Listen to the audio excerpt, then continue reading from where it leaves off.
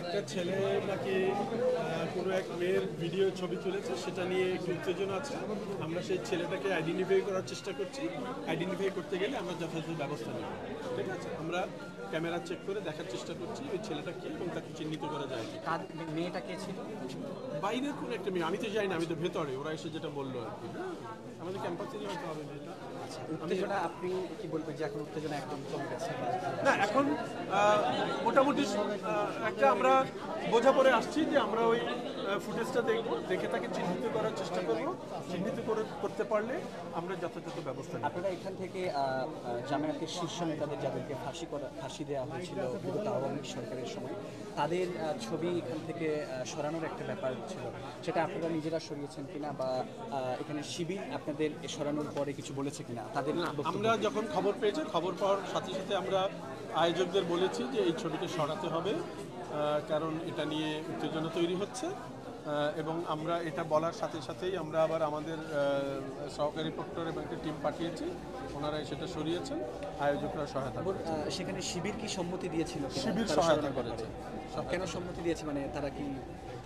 এটা তো সবসময় আমরা গত 1 বছর ধরে দেখেছি, সবাই সহাবস্থান চায়, বিশ্বাস করে। এটা নিয়ে আলাপ আলোচনা চলতে পারে, কিন্তু এই মুহূর্তে তাৎক্ষণিক কোনো উত্তেজনা তৈরি না হয়, সেই জন্যই আমার ধারণা তারা সম্মতি দিয়েছে এবং আমাদের লোককে এটার কাজটা করছে। না, এখন তো প্রোগ্রাম শেষ, বাইরে বোধহয় একটা মেয়ের ভিডিও করেছে, এটা নিয়ে হয়তো একটা উত্তেজনা আছে। আমরা ওই ছেলেটাকে শনাক্ত করার চেষ্টা করছি, শনাক্ত করতে পারলে আমরা ব্যবস্থা নেব। ঠিক আছে, এই ব্যাপারটি পুরোপুরি নিরসন করার ক্ষেত্রে আপনারা কোনো ব্যবস্থা নেবেন? এই যে একটা শিবির বনাম বামপন্থীদের যে একটা, দেখেন, এটা সবগুলো ছাত্র সংগঠনের কিছু আপনার নীতিগত অবস্থান আছে।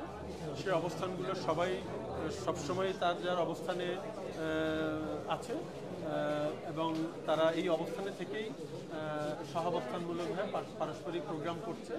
আশা করি সবগুলো ছাত্র সংগঠনই অত্যন্ত ম্যাচিওর এবং প্রজ্ঞাবান। তারা এগুলো নিজেদের মধ্যে মিটমাট করে নেবেন এবং প্রয়োজনীয় ক্ষেত্রে আমরা সহায়তা করব। দুই দলকে নিয়ে কি আপনারা বসবেন কিনা?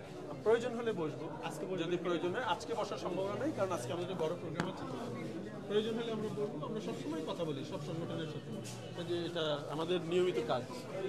ঢাকা বিশ্ববিদ্যালয় 52 জন্ম দিয়েছে, 66 জন্ম দিয়েছে, না ভাই, আসলে এই মুহূর্তে কি হচ্ছে, আপনারা একজন ফোন চাচ্ছিলেন। সেই জায়গা থেকে ঢাকা বিশ্ববিদ্যালয়ে যারা এখানে মুক্তিযুদ্ধের বিরোধী শক্তি আছে, তারা এখানে আমাদের বিরুদ্ধে, যারা শিক্ষার্থীরা রাজাকারদের বিরুদ্ধে স্লোগান দিচ্ছিল, তাদেরকে প্রতিহত করার চেষ্টা করা হচ্ছে। ফলে সেই জায়গা থেকে এখানে একটা গন্ডগোল লাগছে, আমরা এটা সমাধান করার চেষ্টা করতেছি। এটা অবশ্যই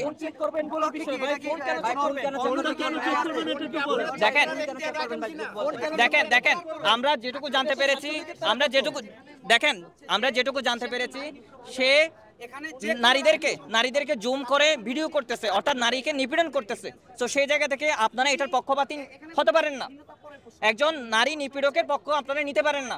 আপনারা পলিটিক্যাল কথা জিজ্ঞেস করেছেন, আমি বললাম। তো সেই জায়গা থেকে আপনারা যখন নারী নিপীড়কের পক্ষ নিচ্ছেন, মোবাইল চেক করার কথা বলছেন, দেখেন ঢাকা বিশ্ববিদ্যালয়ের ভিতরে এসে আপনি সাংবাদিক, আপনার হাতে কার্ড থাকবে, আপনার গলায় কার্ড থাকবে, কেউ যদি কার্ডবিহীন নারীদের স্তন যদি আপনার ভিডিও করে, তাহলে আপনার কি হবে?